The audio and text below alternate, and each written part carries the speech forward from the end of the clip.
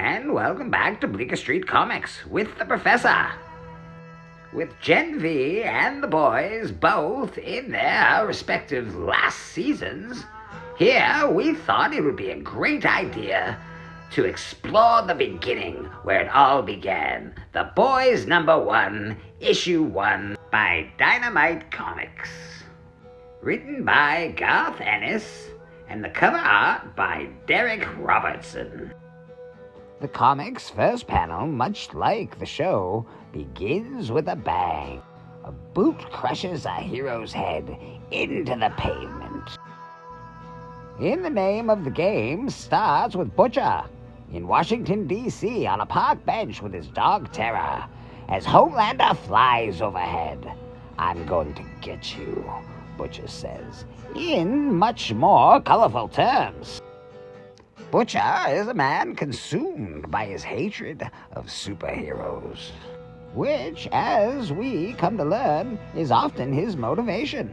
Then we are introduced to Huey and Robin on a date at the fair, a blossoming love story, and for the first time, Huey can let his guard down and embraces Robin in a glorious kiss. With a heart full of love and a future full of promise, Huey was content. But in the blink of an eye, this all came to an end, as Huey was left standing holding the severed arms of his lover. The comic jumps back and forth between Butcher and Huey as Butcher visits old friends for much-needed intel, as they say. Our friend Huey, however, is in a state of devastation and shock, understandably so, as Robin lay before him, smashed into pieces against a wall, eviscerated into a pile of unrecognizable parts. A-Train, the fastest man alive, has captured another foe, but at what cost? The severe gravity of the situation certainly doesn't dawn on our unobservant, self-centered hero. "Why don't you go back to America?" one of the Scottish police piped up, with a much more colorful phrase. After finishing his first order of business, Butcher got down to brass tacks. He was here to make a deal with the government. There were over 200,000 soups on planet Earth, and someone needed to keep an eye on them. Butcher brokered the deal, only like Butcher can. Behind his eyes, however, lay something colder, darker and deeper. Fire and brimstone.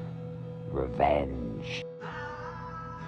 Huey sits alone in his apartment, racked with shock and horror, as a knock at the door startles him to his feet. 3 men enter, nattering on with their voiceless apologies to acquire a signature, when in the end Huey is left all alone, just wanting her and nothing else.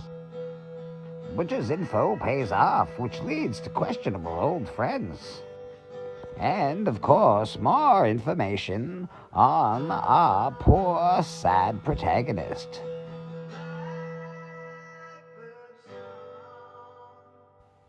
Much like the show, Butcher's modus operandi tends to get the job done. And, of course, in the end, he finds himself on a bench next to our crying Huey, who, sadly, has no idea what he is in for.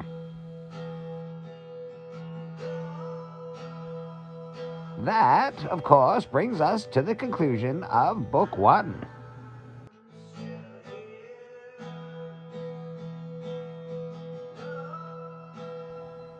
With Gen V coming to an end this year, and of course the final season of The Boys on the horizon, this book will probably spike in value one more time.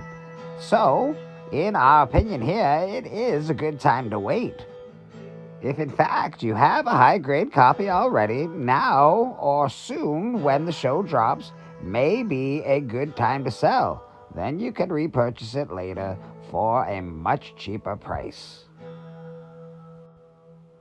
Thank you for watching Comic Books and Speculation with Bleecker Street Comics. And of course, hit that like button and subscribe. Until next time.